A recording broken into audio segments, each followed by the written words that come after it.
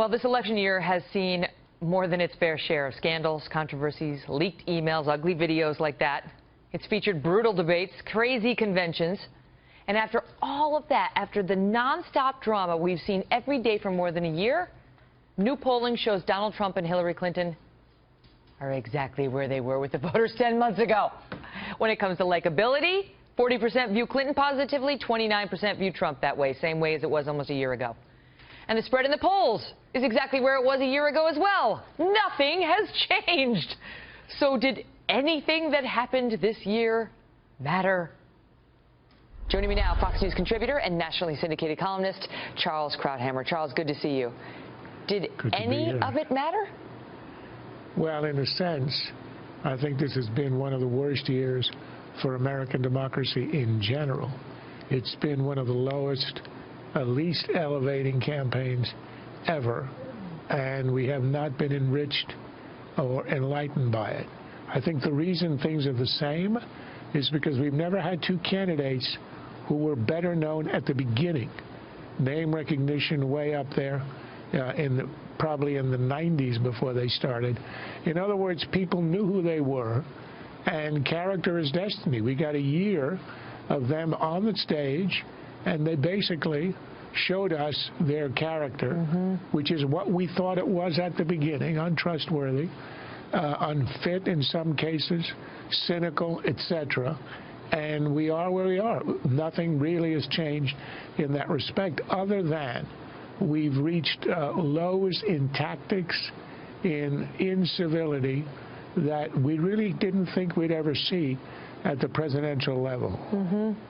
And so you find yourself in a similar place to where you've been all along as well. In your column this week, saying you still cannot vote for Donald Trump. We're 2 weeks out now from the election. You say you cannot do it, and you cannot vote for Hillary Clinton.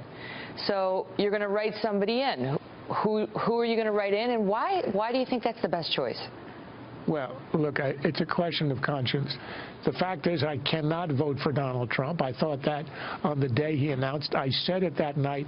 I said on Special Report I didn't think he was even a serious candidate. I got that wrong about the fact that he wouldn't be a factor, but I think I got it right that he's unfit for the presidency, and I've never changed my mind on that.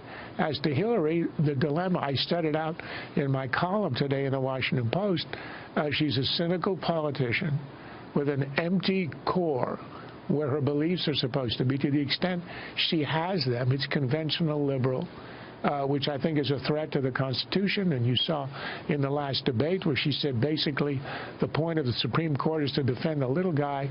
The oath of office for a judge is to say that he does not explicitly, they have to swear not to recognize rich or poor. This is complete overturning of the point of the law. You know, right now, if you were just going to go by the polls, it would look like Hillary's going to win. You know, I mean, she's considerably ahead. So what does the public do when someone who, you know, as you point out in your column, because you speak for a lot of people, in saying you find her campaign entirely soulless, all ambition and entitlement. It's emptiness at the core, you say, in her, that makes every policy and position negotiable and politically calculable.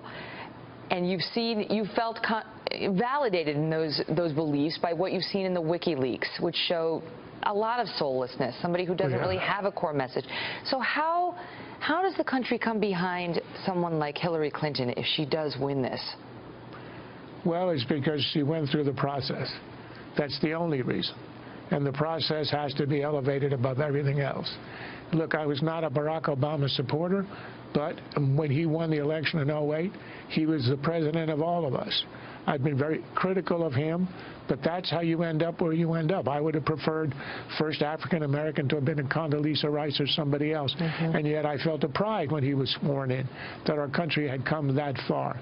So she's going to have to earn whatever she gets at the presidency, but she will, if she wins, she will have earned at least the respect of the office when she's there. So we're going to leave the audience in suspense, and we'll have you back after Election Day to find out what you did. Charles, great to see you. And how I swayed the vote, yes.